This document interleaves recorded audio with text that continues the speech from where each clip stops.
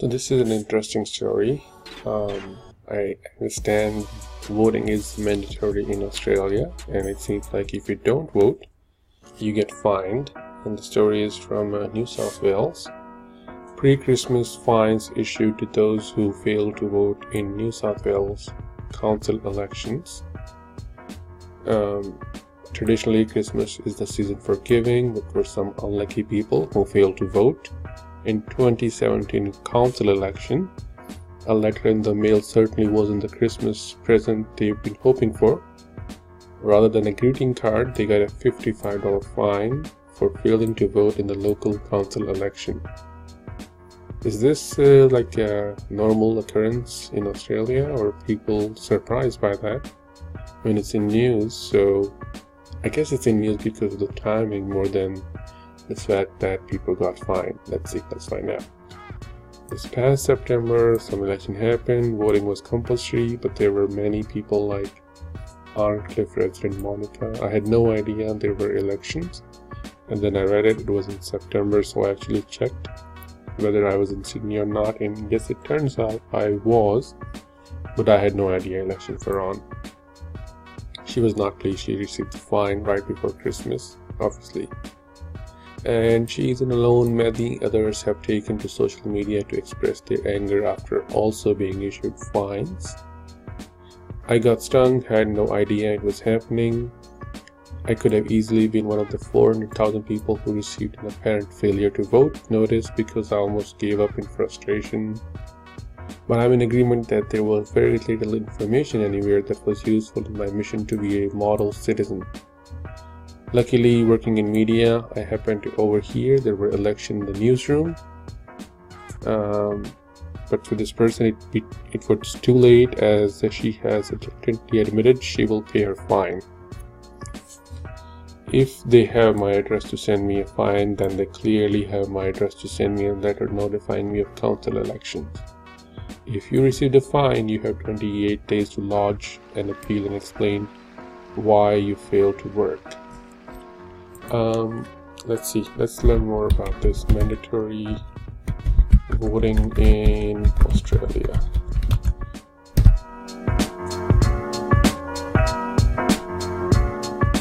Compulsory voting.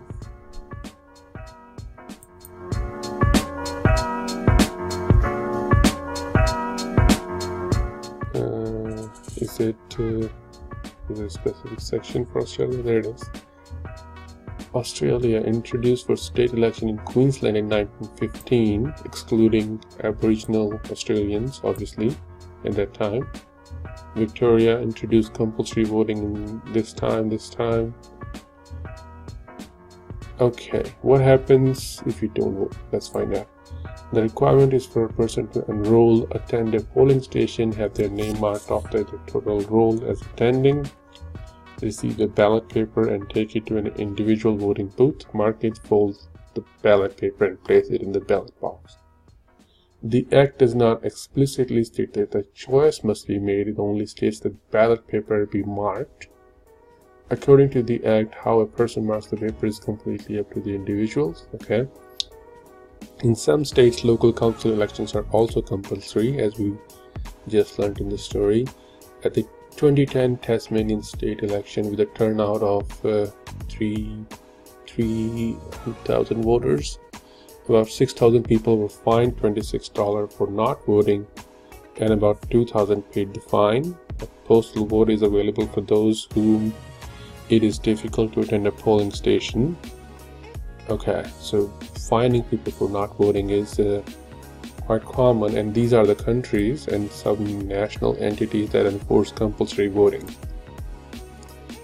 Argentina, Australia, Belgium, Brazil, Ecuador, Liechtenstein, Luxembourg, North Korea. It's usually not a good group to be in when you are grouped in with North Korea. Nauru, Peru, Singapore, Uruguay, one canton in Switzerland. So these countries have mandatory voting or compulsory voting, and it is enforced basically meaning if you don't vote you get fined. Countries that have compulsory voting by law but do not enforce it: Turkey, Thailand, Paraguay, Panama, Mexico, Libya, Lebanon, men only, obviously, Honduras, Guatemala, Greece, Gabon, Egypt, Dominican Republic, Congo, Costa Rica, Bulgaria, Bolivia. Interesting. Okay.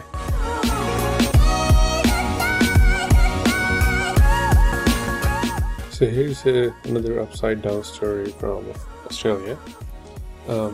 Traffic controllers here in Australia are reported to be earning as much as 180,000. That's 180,000 a year. Let's see, average salary, Australia.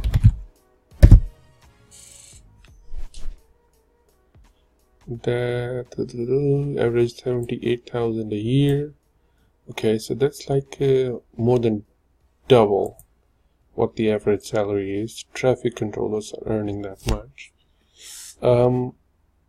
Okay, that's. I mean, I want the people who are doing these kind of hard jobs to be making good money, no doubt about that. But this seems like excessive money as far as I can tell, and it's possible that they found one or two cases and they're just kind of spinning it this way. It's possible, and I want to hear from you guys in the comments if that's the case. But to me, this sounds very excessive, paying 180,000 a year for traffic controller. Okay. Standing in the sweltering heat for hours and then tediously turning a stick every few minutes is some people's worst nightmare for a job. True, okay, but they're fine. But when annual salary can go well beyond the six-figure mark, being on your feet all day appears to be a small price to pay for thousands of traffic controllers raking in a small portion. And they talk about a 30-year-old Amy appears to be turning over an impressive 130k for a year's work. When I tell other people how much I earn, they say, where do I sign up? Yeah. Aside from the obvious financial draw of the job, Miss Dowsett from Thurlmere says the work involved isn't as bad as people make out. Okay. Not only does she earn a base rate of $42.25 an hour, but she benefits from meal and side allowances that can add to $60 in her paycheck for a 10-hour shift. If she works beyond those hours, she then begins to earn double time. Remarkably, Miss Dowsett's pay packet is nowhere near the top when it comes to the best paid. Construction, forestry, mining, and energy union revealed some traffic controllers are on 180,000 per year. He defended the decision to pay them such high wages due to conditions of job. They stand outside all day in all sorts of weather and they cop abuse from the public. He confirmed the traffic controllers are set to benefit from a further 3.5% pay rise in the new year. Sydney's building boom appears to be the reason behind the huge demand for traffic controllers, with many backpackers who are often available to work immediately, cashing in on the opportunity. It is absolutely ridiculous how much work is out there for traffic controllers, Sydney traffic control directors said that. I just think that it's probably not what you make on average. It's just like few people make that much money who work crazy hours, are available all the time, but not like your average Joe will not make that much money. At least that's what I think. I could be wrong, but this seems like way too much money that the government ought to be paying for a rather I would say unskilled job. It is true that the job is difficult and they have to stand in the heat, but I wonder whether other jobs that require you to stand outside would pay you this much. I doubt that. If you know someone who works in this industry and you can let us know about their real life experience, I would really appreciate that. Let us know in the comments, what do you think? So the last story is about the comedian Jim Jeffries, who is from Australia, and it seems like as the original poster asks, that listening to podcasts with Jim Jeffries, he seems quite bitter about the fact that his home country doesn't love him as much as he would like. He says he has no problem selling out gigs here, but they just don't want to give him any time on TV. Are parts of media ashamed of Jim? That's the basic question, and let's see what the comment says. His material isn't suitable for TV here. Australia doesn't have a dedicated channel for more adult-focused content like USA does with HBO, FX, etc. Content has to be fairly bland and not risque, as it can only be put on general interest free-to-air channels. If he's disappointed that he's not on TV here, maybe he should look at quality of what is actually on TV, which is game shows, reality TV, not much to aspire to. He portrays himself as a stereotypical Australian when the truth is most of us don't act or speak like he does. I have no quarrel with him. He's okay. He's made more of a name for himself in the US than he has in Australia. Not many people here know or care about him. He's like Steve Irwin was, the American Australian. Not really though, because from what I've seen of Jim Jeffries, he doesn't really play up the Australian side that much. I mean, he obviously doesn't hide it or makes any active effort to obfuscate that. From what I've seen, he's not the American Australian, like a stereotype, at least from what I've seen. Who? Never heard of him. Okay. He has a bunch of fairly funny specials and shows on US telly. I like him, but obviously he wouldn't have been anywhere near as big over here. Maybe it has to do with there's not as many people here, so it's like the first comment said, it's mostly general interest programming. He's a paradox, too bogan to appeal to lefties, too lefty to appeal to bogans. There's a small sweet spot of overlap, but not enough for a mass following. That's reasonable. A bunch of lefties know what humor is, right? Seriously, there are some warped views on the left-wing people here.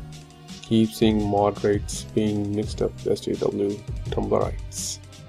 I think Jim Jeffries is fucking brilliant at telling a joke that seems bigoted at face value, but then the message joke by the end highlights the irony, hypocritical nature of the view he's representing in his act. I tend to agree with that. I mostly like his stuff. I never heard this analysis before, but it's like I've always known it deep down. Well, I thought his stand-up routines were great. I like his TV show too. This sub is a bad place to gauge Australia's general opinion on something though. That is also correct. Whether the subset of people who are on Reddit from Australia represent the general Australian public is probably not true. Being lefty progressive isn't as much of a novelty over here as it is in the States. Australian politics isn't nearly so entertaining as US politics, so there's no real Samantha Bee niche to exploit. So he's preaching to the choir for half of it and shocking the oldies and chic for the rest. We love him to bits, but actual TV doesn't have a real place for him. Reasonable, true. He's a bit too vulgar for my taste, but can be pretty funny sometimes. Fine.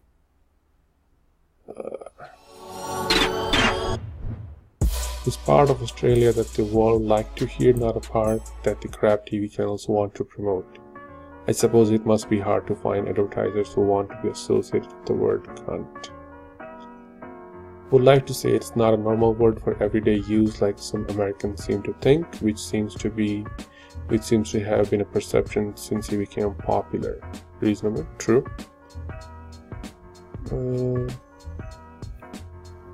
Can't stand him. Okay, fine. I find his act insufferable. He's playing a character of what an Australian is for Americans. Or maybe these folks on this Reddit are a better judge of that. I lived in the US for 7-8 years, so maybe he is playing Australians for Americans, and I can't tell that. He throws around cunt and fuck like it's nothing because that's what the character is, but I don't feel like there's anything substantive to the material beyond that kind of shock character.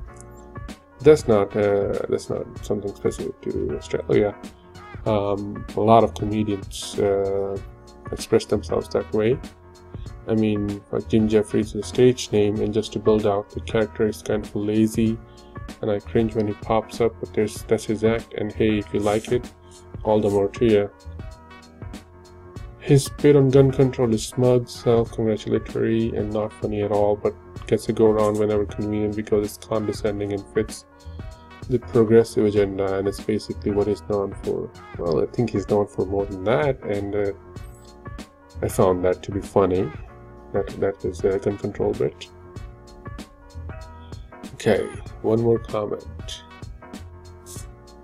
I don't think he's massively well known here. You need to keep in mind that he built his career in UK before jumping over to US a decade later, so he's pretty much a foreign international comedian here. I think that's probably the root cause of the situation here. Personally, I love him. Even his new show, I appreciated that it had a rough and amateur feeling about him, that he's a host and doesn't have the polish and training that all the others have. Legit was a brilliant show too, and he's great at spinning a yarn. Think so. I agree with this person. Evilio MTE. Last comment. Boring shtick. He's not funny. Just plays up his fall Australianisms for the American audience, and they eat it up. I'm probably guilty of that. He's like Amy Schumer and Chelsea Handler. He gets by on the marketability of his something different and not actual skills. In his case, it's the novelty of his nationality. Yeah, I don't know. I mean, he's in my opinion, he's much better than Amy Schumer and Chelsea Handler. He's actually funny. And like I said previously, playing up his nationality being Australian is, from what I've seen, it's not overwhelming. It's just something that is in his background, and he doesn't mind bringing it up and when relevant. That's my reading. Okay, cool. Bye for now.